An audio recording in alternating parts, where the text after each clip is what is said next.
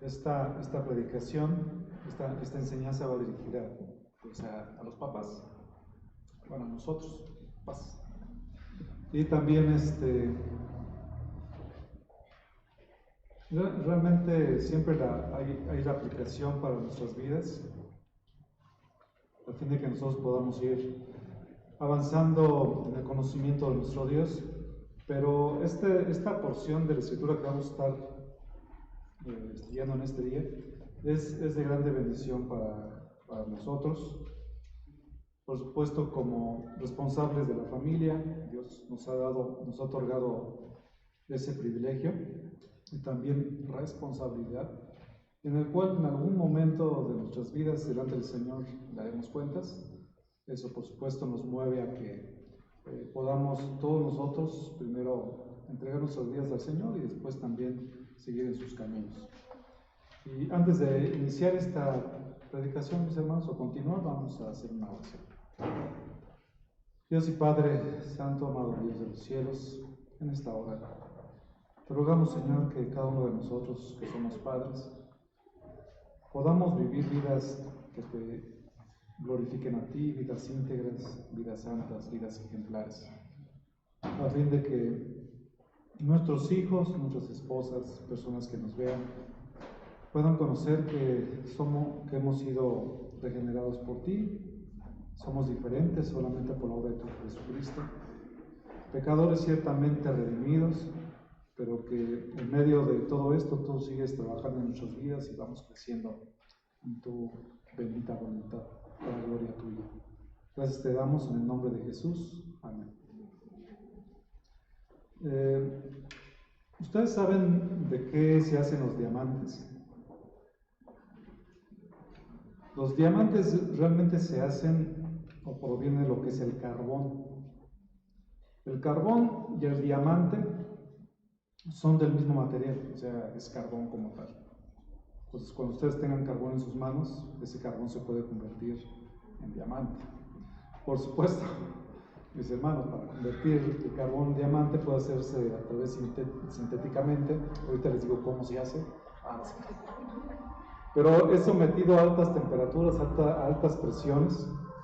Y de hecho, los diamantes que ya que se encuentran pues en la Tierra, fueron que, según ustedes buscan en la literatura, se produjeron en mucha profundidad, aproximadamente 1,600 metros, donde se obtiene este carbón, o lo que son los diamantes. Vemos que el carbón, cuando ustedes lo ven, realmente es un material que absorbe la luz, pero el diamante lo que hace es que refleja la luz. Y hay cristianos que son semejantes al carbón, los que son semejantes al diamante. Al examinar sus creencias son iguales, pero al examinar su experiencia cristiana, su experiencia religiosa, y al observar su vida, sus costumbres, su utilidad en la iglesia y en la sociedad, no son iguales. Uno es opaco y el otro es luminoso. Y cada cristiano debe examinarse para saber si es carbón o si es diamante. En este día estamos recordando y celebramos a los padres, y es nuestro deseo que cada uno de nosotros, de ustedes que hemos creído en Cristo, reflejemos su luz y que seamos ejemplos de integridad. Entonces, hoy estaremos estudiando en que el justo, o podemos poner ahí el padre creyente, manifiesta una vida recta, por lo cual debemos de vivir o vivamos íntegramente y dando ejemplo. Entonces el título de la predicación de este día es Resultados de una vida justa. Vayamos por favor a nuestro texto, que es Proverbios, capítulo número 20. Ya leímos los primeros 9 versículos, aunque solamente me voy a enfocar en un solo versículo, Proverbios 20, versículo 7. Les recuerdo a mis hermanos, estoy leyendo la Biblia de las Américas. Dice el versículo 7, Proverbios 27, el justo anda en su integridad, cuán dichosos son sus hijos después de Él. Este es el pasaje. Vamos a estar viendo esos resultados de la vida justa. Y el resultado de la vida justa, en primer lugar, es que vive íntegramente. Una persona justa, precisamente es eso, vive íntegramente. Este libro de Proverbios que vamos a estar ahorita reflexionando en este versículo en particular, es un libro que provee enseñanzas de sabiduría. ¿Cómo podemos nosotros obtener sabiduría? ¿Cómo es que nosotros podamos vivir en sabiduría en nuestra vida diaria? ¿Cómo conducirnos? Y hace continuamente un contraste entre los justos y los injustos, entre los insensatos y los que son sabios.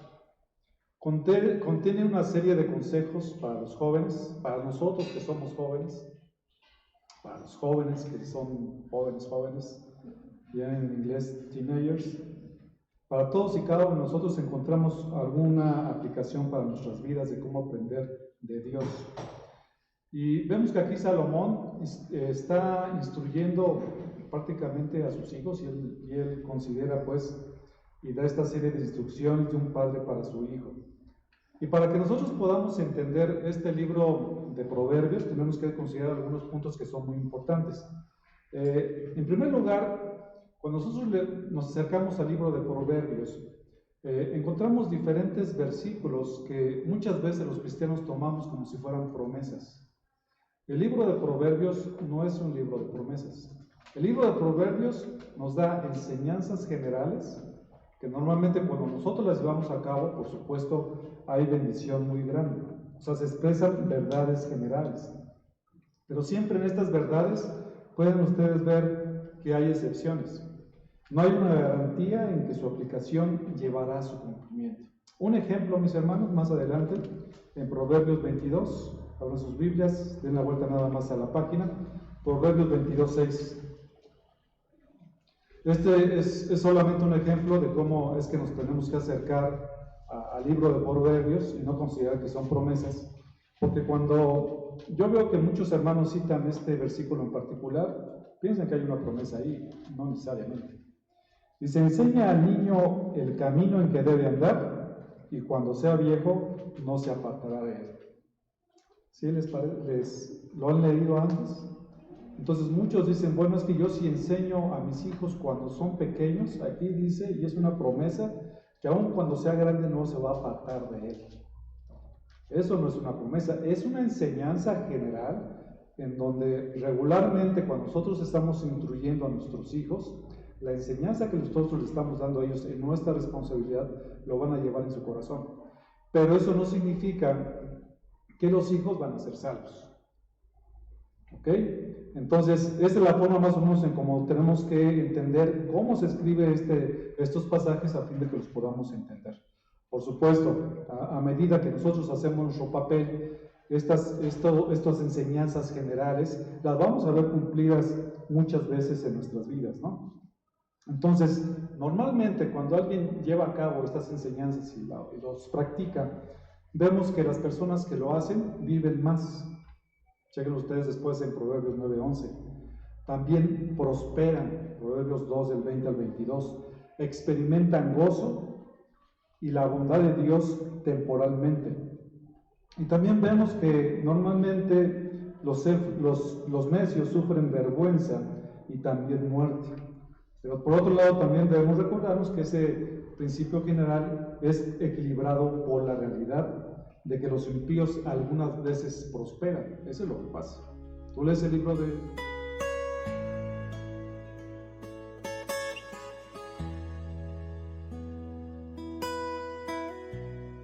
Y cuando él se da cuenta de eso, lo confiesa y se aparta de su pecado a fin de que alcance misericordia, dice también Proverbios. Entonces, una persona que es justa es aquella que su camino ha sido emparejado o nivelado, lo que le permite ir firme y que tiene pocos altibajos. Esta persona justa, esta persona irreprensible, vemos que normalmente es una persona que es bastante estable en la forma que tú tratas con él. No de repente lo vas a ver hasta abajo y de repente lo vas a ver hasta arriba. Me refiero en cuanto a su ánimo, sino que es una persona que realmente podrá tener ese camino derecho y va a encontrar en la palabra del Señor esto. Y Dios, por supuesto, es la pauta de la justicia para su pueblo. Entonces, si queremos nosotros ver cómo comportarnos justamente, pues por supuesto tenemos que mirar a Dios. Dice el Salmo 25:8 que bueno y recto es Jehová, por eso le enseñará a los pecadores el camino. O sea, Dios es recto y Él nos enseña cómo es que podemos andar nosotros en este camino. Es impresionante, hay muchos cristianos que piensan que ellos pueden definir la forma en que deben de andar y no toman en cuenta la palabra del Señor. Muchos me he encontrado con demasiados. Es que yo creo en Dios, yo amo a Dios, y cuando yo les pregunto cuántas veces o qué tanto leen ellos la palabra del Señor, me dicen que realmente muy poco. Entonces, ¿cómo una persona que no conoce la palabra del Señor puede andar rectamente en los caminos del Señor? Eso es bien complicado. Normalmente son cuestiones que tienen que ver con lo que ellos piensan que es el cristianismo y muchas veces se equivocan. Vemos que esa pauta de justicia habla acerca de que su palabra es recta, la palabra de Dios es recta, que sus juicios son verdaderos y justos. Todos los juicios que hace Dios son justos, no se equivocan, y que también sus caminos son rectos, que revela su rectitud y son bendición para su pueblo. El creyente le sigue al ser recto de corazón. Entonces, la forma en que nosotros podemos realmente seguir a nuestro Dios es cuando nosotros tenemos corazones rectos y entendemos qué es lo que Dios quiere de nosotros. En contraste, en su diario vivir, los injustos manifiestan que no andan por el camino estrecho.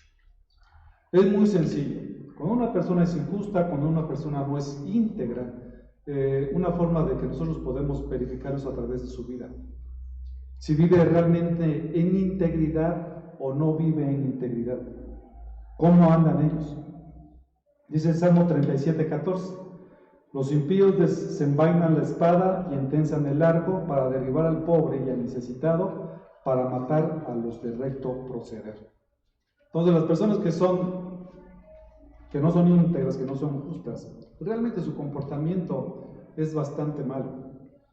¿Cómo nosotros sabemos qué tipo de personas somos nosotros? Tiene que ver muchas veces cómo nosotros nos manejamos, por supuesto, y la integridad se mide mucho. ¿Qué hacemos nosotros cuando estamos a solas?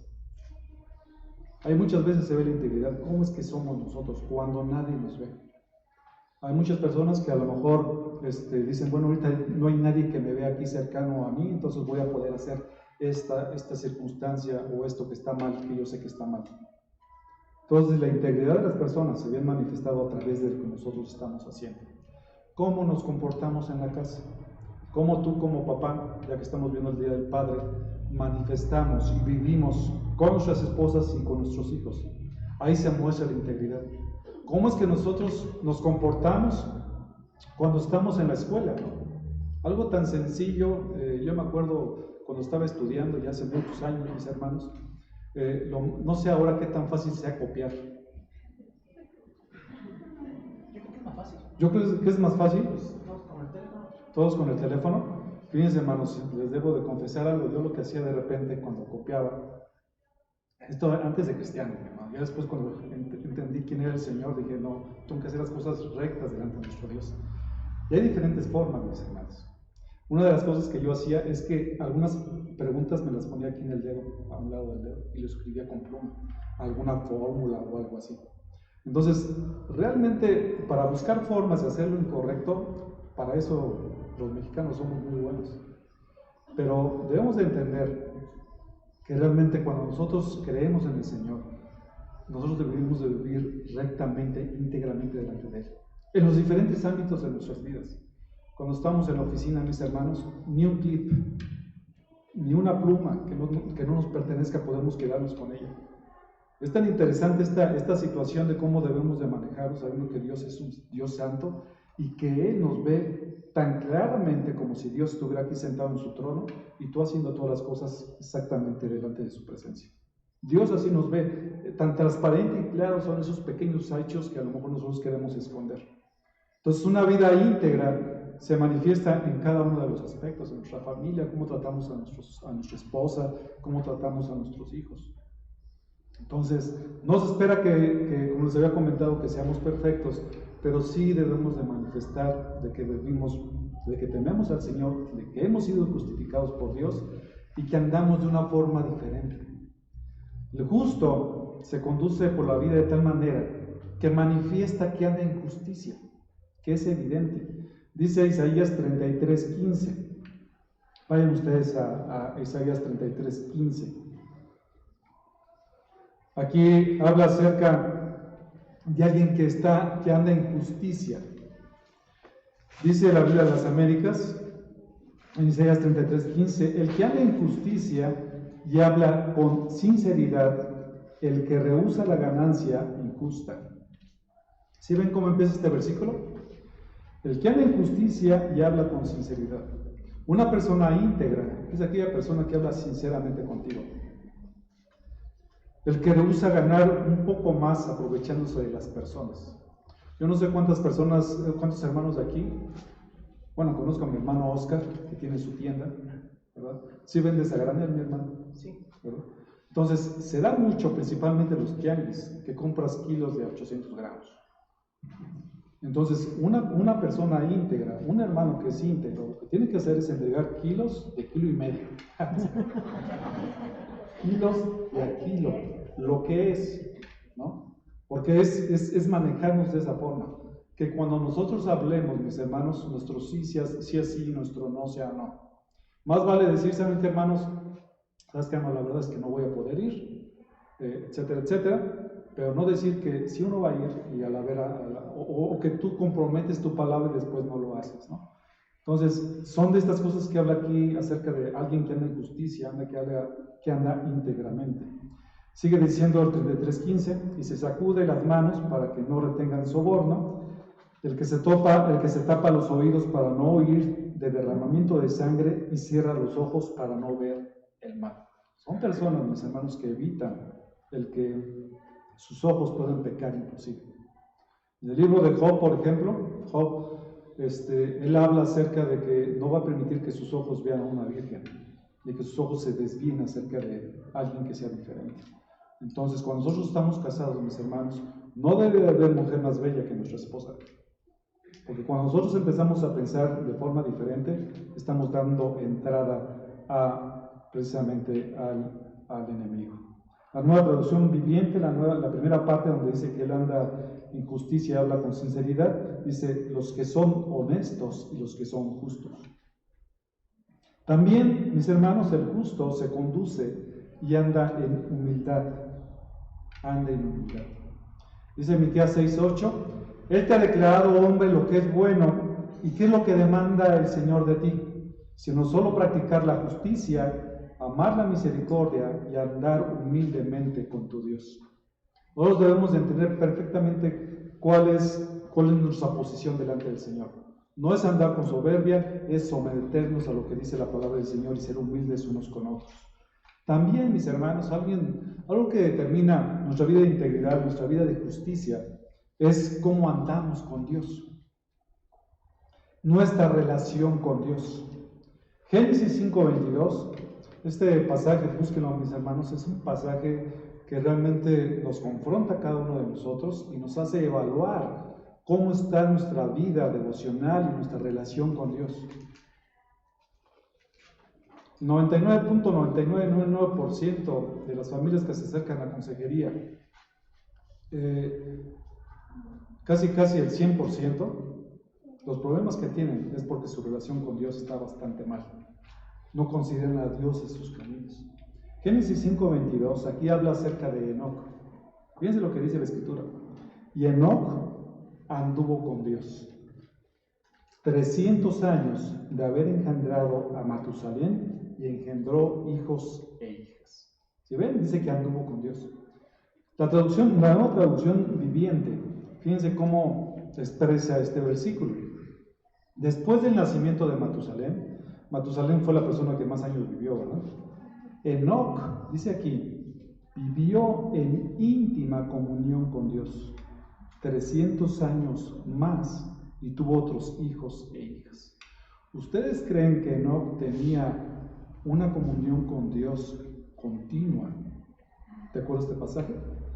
La claridad de la nueva traducción viviente es impresionante. Dice, Enoc vivió en íntima comunión con Dios 300 años más. ¿Cuánto tiempo llevas, mis hermanos, sin tener una comunión realmente con Dios? ¿Hace cuánto que no lees la Escritura? ¿Hace cuánto tiempo que no oras al Señor? No es muy difícil, mis hermanos, encontrar una respuesta al respecto, aunque esa respuesta debemos de darla a cada uno de nosotros. ¿Cómo es que estamos teniendo esta íntima comunión con Dios? La oración, por supuesto, es algo que no debe de faltar en la vida de un cristiano, porque dije la oración, ¿verdad? Porque la oración es nuestra respiración. En el Salmo 143, del 1 al 2, la Escritura dice, oh Señor, escucha mi oración. Presta oído a mis súplicas, respóndeme por tu fidelidad, por tu justicia, y no entres en juicio con tu siervo, porque no es justo delante de ti ningún viviente. Es alguien que, como Enoc, aquí el salmista, realmente anhela estar en comunión con Dios a través de la oración.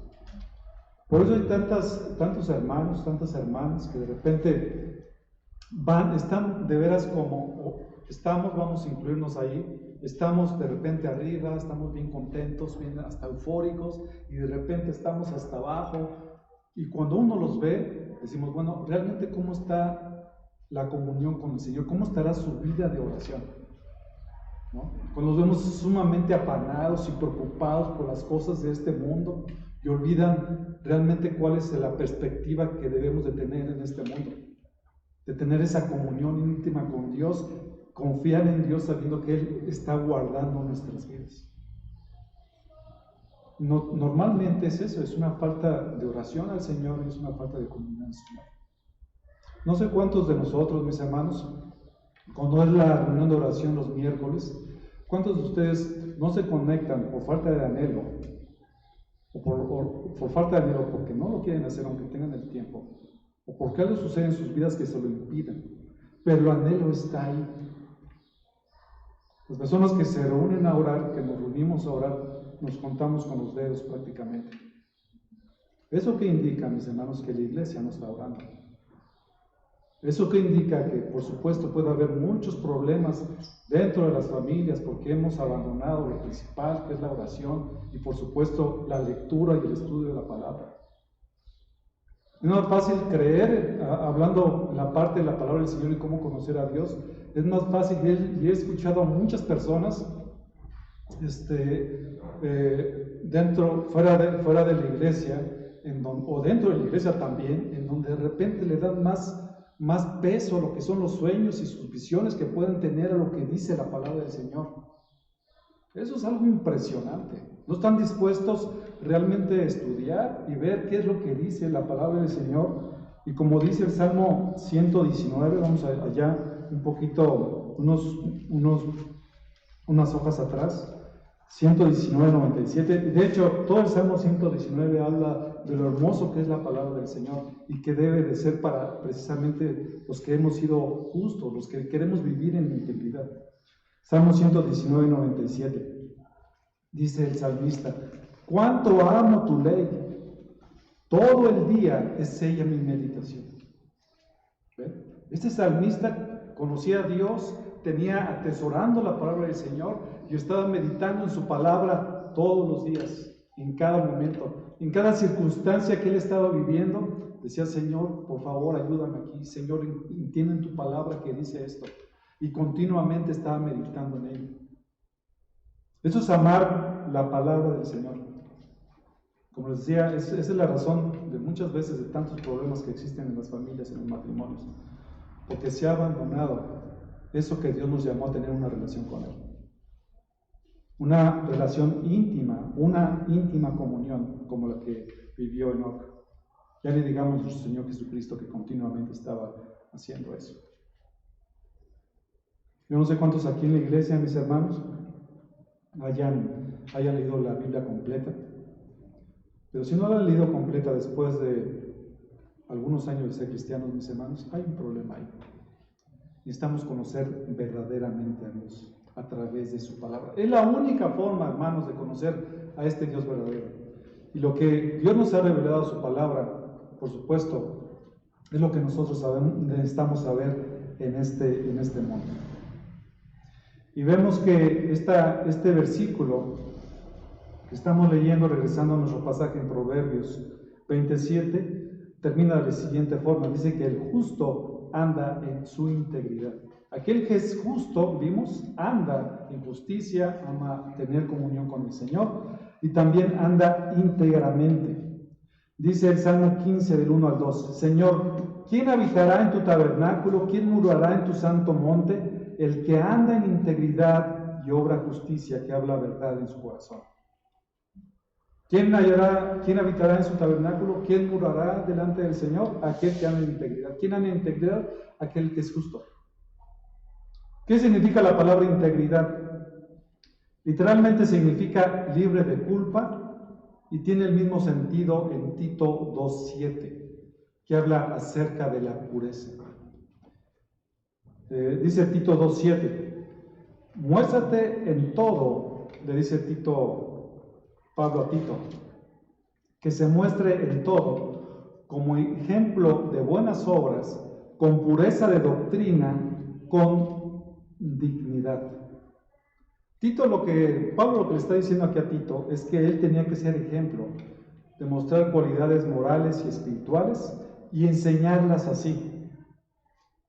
¿Y cómo nosotros podemos saber cuáles son esas cualidades morales y espirituales? ¿Y cómo algo se puede enseñar? Sino a través de lo que dice la palabra del Señor. La doctrina, mis hermanos, realmente moldea cómo nuestra vida de integridad.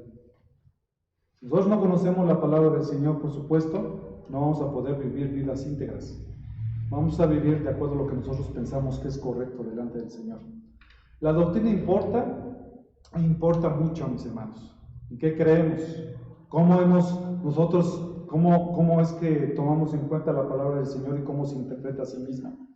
¿Y cómo podemos conocer a Dios? A la medida que nosotros conozcamos a Dios a través de la doctrina, es como nosotros podemos amarle más a Él y como podemos orientar a nuestras vidas acerca de lo que es correcto, ¿no? Dice la Reina Valera, presentándote tú en todo como ejemplo de buenas obras, en la enseñanza mostrando integridad. Se necesita realmente entender la palabra del Señor y así trazarla, a fin de que nosotros no nos equivoquemos. Y cuando nosotros estamos hablando de la palabra del Señor, debemos realmente de tomarla en serio, mis hermanos. Muy en serio. No es un libro en el cual nosotros podamos estar obteniendo o sacando textos fuera de contexto y enseñarlos de esa forma, mis hermanos, sabiendo que se tiene mayor condenación con respecto a eso. Y lo digo eso, mis hermanos, porque dentro de lo que es la iglesia cristiana ya cualquiera se quiere levantar como maestro, sin haber estudiado, sin haber realmente profundizado en la palabra del Señor, y ya cualquiera se quiere levantar y decir, yo vengo aquí a enseñarte, así que siéntate y escúchame. Y en esta zona, mis hermanos, las pastoras están proliferando de una forma impresionante. Yo no sé en qué momento ellas pensaron que podían tomar ese lugar cuando la palabra del Señor es clarísima acerca que en el contexto de la iglesia esto fue dirigido especialmente para los hombres. Y eso debería ser una vergüenza para los hombres dentro de esas iglesias,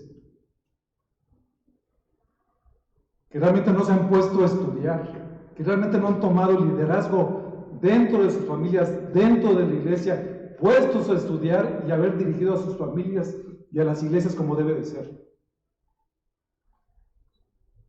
Y ahí tienen a las hermanas dirigiendo las iglesias. Ahí tienen a las hermanas dirigiendo a sus familias y el esposo sin comprometerse realmente en lo que Dios les dio como responsabilidad.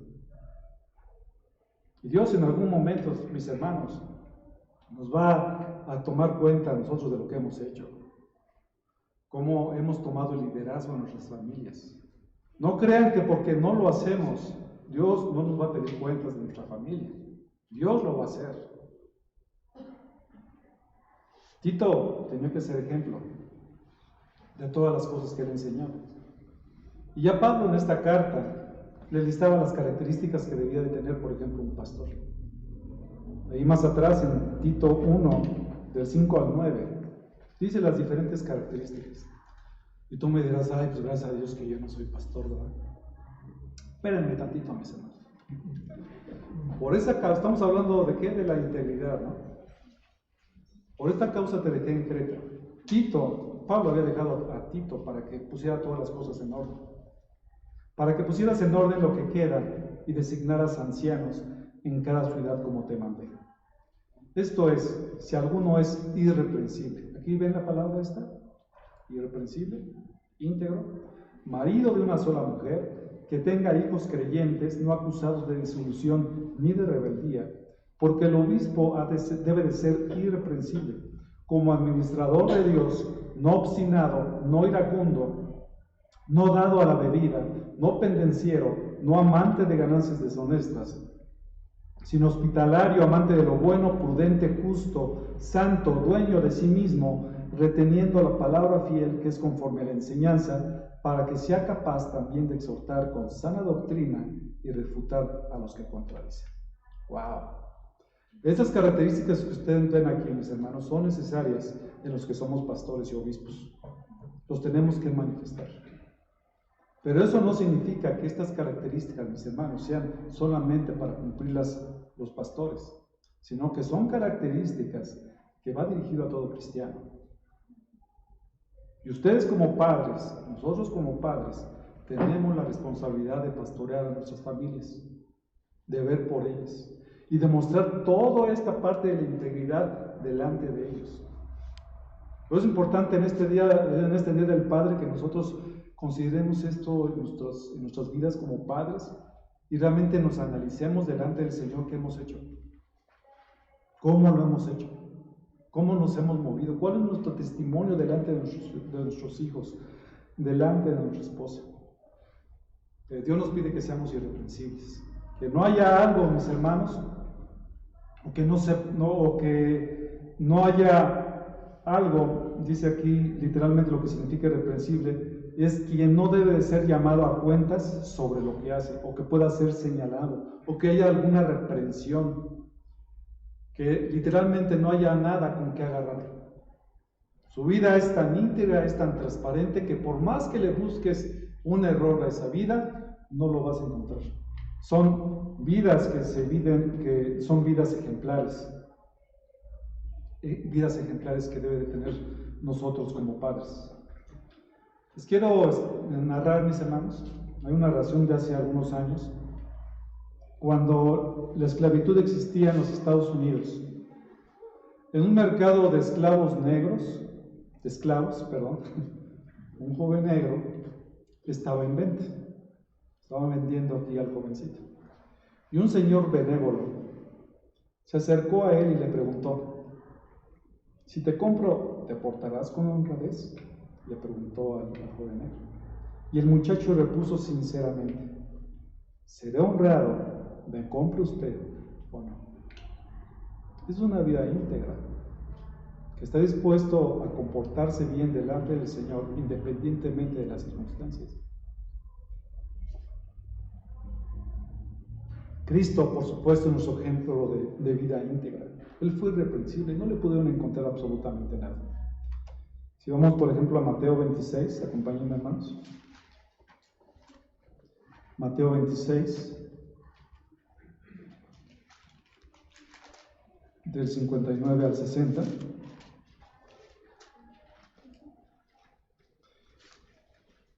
Aquí, por supuesto, estaban enjuiciando a Cristo.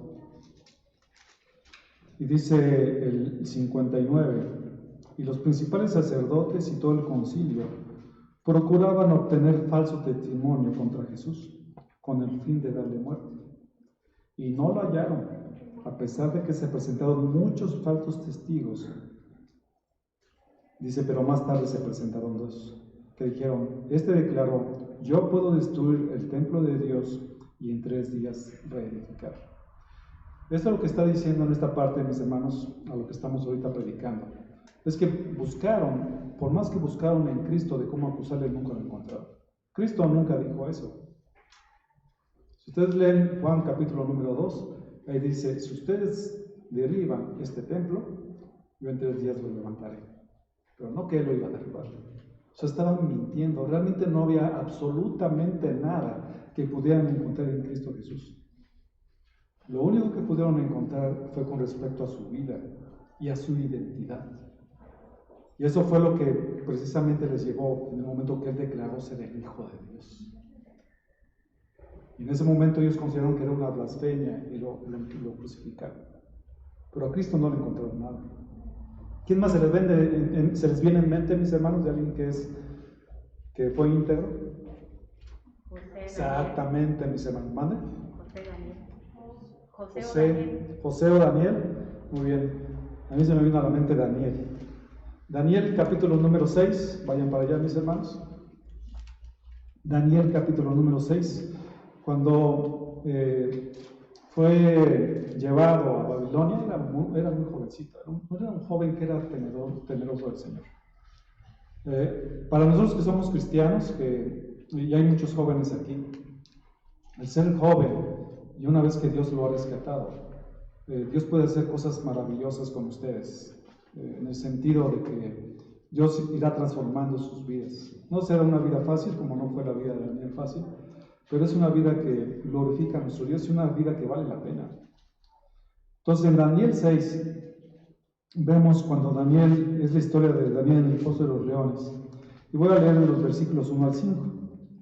Le pareció bien a Darío construir sobre el reino 120 sátrapas que gobernaran en todo el reino. Y sobre ellos 3 funcionarios. Uno de ellos era Daniel, a quienes estos sátrapas rindieron cuenta para que el rey no fuera perjudicado. Pero este mismo Daniel sobresalía entre los funcionarios y sátrapas porque había en él un espíritu extraordinario, de modo que el rey pensó ponerlo sobre todo el reino. Entonces los funcionarios y sátrapas buscaron un motivo para acusar a Daniel con respecto a los asuntos del reino. Es decir, con respecto a su trabajo, empezaron a buscar qué falla pudiera haber tenido. Buscaron en sus cuentas de gastos, buscaron en cada una de las características que tenía a su cargo, cómo trataba a sus empleados, cómo es que él se manejaba con su esposa, con sus hijos. Y bueno, ¿Daniel estaba casado? No, ¿verdad? Bueno, con la gente con la que trataba él. Y sí, o sea, no había nadie que lo pudiera acusar y decir, ¿sabes qué? Es que Daniel es terrible. No había nada de eso, no le encontraron absolutamente nada. Entonces, buscaron un motivo con respecto a los asuntos del reino, pero no pudieron encontrar ningún motivo de acusación, ni evidencia alguna de corrupción por cuanto él era fiel y ninguna negligencia ni corrupción podía hallarse en él. No era un negligente, era una persona realmente trabajadora, no estaba perdiendo el tiempo nada más para llenar los tiempos de trabajo, sino que realmente una persona que estaba aplicada a hacer eso. Entonces dice el versículo 5, estos hombres dijeron, no encontramos ningún motivo de acusación contra este Daniel, a menos que encontremos algo contra él en relación con la ley de su Dios, con respecto a su identidad. Y fue cuando se lanzó el edicto que nadie podía hacer oración a alguien que no fuera el rey. Y por supuesto, él siguió orando. Y lo lanzaron al foso de los leones. Era una persona íntegra. Entonces, esta primera parte que ahorita les acabo de decir, los resultados de una vida justa es que vive íntegramente. Y también otro resultado de una vida justa es que vive dando ejemplo. El complemento de una vida íntegra es que vive dando ejemplo. Cuán dichosos son sus hijos después de él. Ante una vida íntegra y de ejemplo, dice que sus hijos son bienaventurados, son felices. Y esto es un favor que viene de parte de Dios. La persona bienaventurada no siempre goza de una situación feliz como la felicidad se piensa en nuestros tiempos o como el mundo lo considera. Dice Job 5, del 17 al 18, he aquí cuán bienaventurado es el hombre a quien Dios reprende, no desprecies pues la disciplina del Todopoderoso, porque Él inflige dolor y da alivio, Él hiere y sus manos también sanan. Pero inclusive dentro de lo que es la disciplina, como Dios nos puede tratar, en algún momento eso nos dice que somos bienaventurados. Su situación es feliz, es de bienaventurado, porque su resultado va a ser bueno. Es cierto, en el momento en que nosotros estamos padeciendo alguna situación en nuestras vidas, a veces nos entristece, ¿no? Y nos causa dolor. Pero algo que nosotros tenemos de la esperanza es que todo eso que nos está sucediendo y nos está pasando, en algún momento va a ser un resultado bueno en nuestras vidas. No lo vemos en ese momento, pero en algún momento lo vamos a ver así y vamos a ver la mano de Dios. Por eso es que Pablo escribe en Romanos 8:28, y sabemos que para los que aman a Dios, todas las cosas operan para bien. Esto es para los que son llamados conforme a su propósito. A lo mejor no lo entendamos, mis hermanos, cuando estemos en una prueba muy grande en nuestras vidas, pero confiemos en nuestro Dios. No nos apartemos de Él. Al final vamos a ver qué fue lo mejor. Y a lo mejor nos cuesta nuestra vida, mis hermanos, pero ya creyendo en Él, ¿a dónde nos vamos? Con el Señor. Muchos de nosotros, mis hermanos, hemos pasado por pruebas difíciles. Y cuando las vemos en retrospectiva, decimos, esto valió la pena, porque me ayudó más a conocer a mi Dios y a amarle más en mi corazón. Entonces, todas las cosas nos ayudan para ver. Ser bienaventurado ante Dios puede que no siempre tenga relación con las situaciones sociales o personales que consideramos para alcanzar la felicidad. Esta palabra de bienaventurado, dichoso, pone énfasis en el bienestar que queda con los hijos del justo. Y es una bendición bien grande, porque aquí este versículo dice, cuán dichosos son sus hijos después de él. Sus hijos, en el momento que tienen padres ejemplares, pueden decir que son bienaventurados.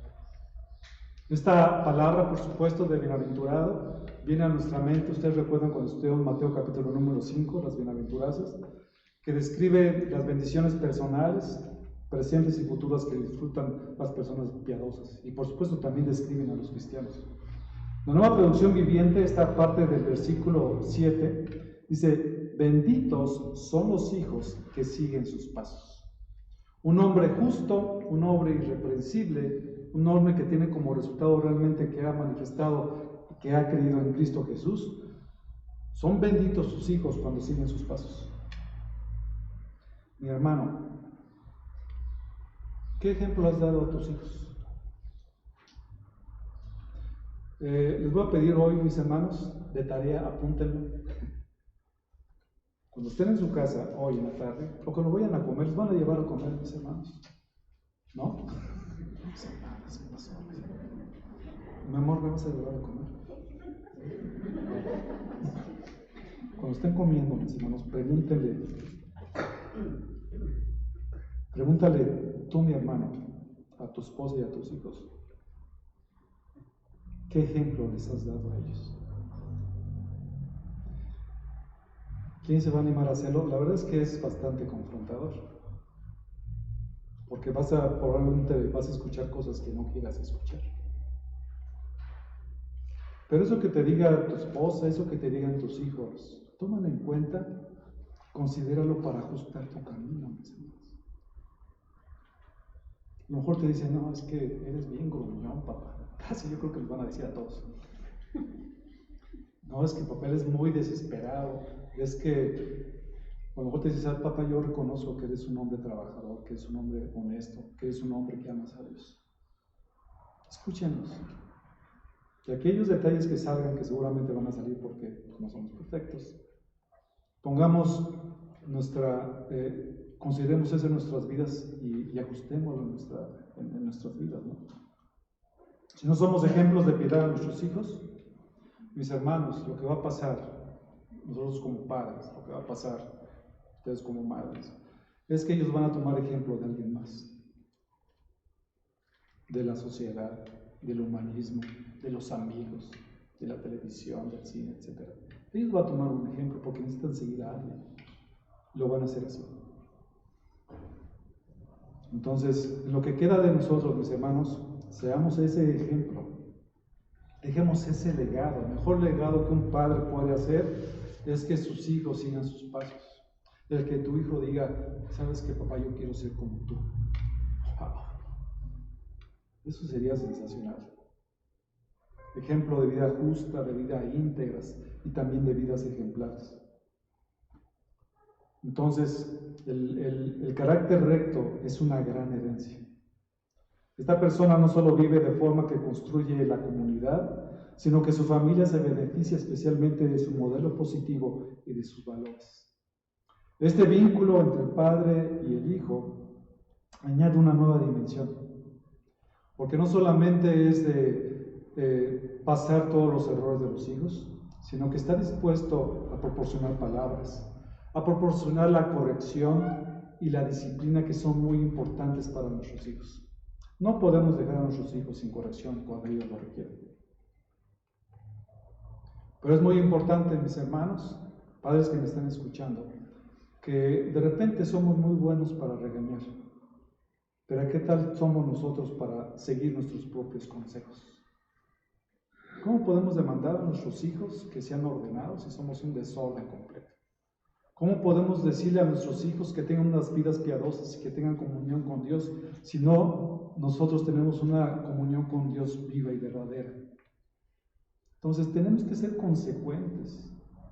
Cierto, muchas veces decimos las palabras, pero hay un dicho por ahí, les voy a citar ahorita un par de dichos, donde dice que los hechos hablan más que las palabras. Los hijos que pueden observar que sus padres enseñan y viven como cristianos son doblemente bendecidos. La otra frase, mis hermanos, que encontré por ahí, es que la palabra convence, pero el ejemplo arrastra. Pedro, o sea, es un pasaje que ya hemos visto antes, ¿no? Primero de Pedro, capítulo número 3, acerca de cómo una mujer puede, si es creyente, puede atraer a su esposo que no es creyente en esa situación en particular. Y dice que lo haga sin palabras, sino con su ejemplo. El ejemplo, mis hermanos, en nosotros como cristianos dentro de la familia va a arrastrar y va a ser tan contundente en nuestras familias que nuestros hijos lo van a ver y eso nunca lo van a olvidar. Y van a decir, mi papá, mi mamá realmente vivían vidas piadosas y yo quiero ser como ellos. A lo mejor dicen que no.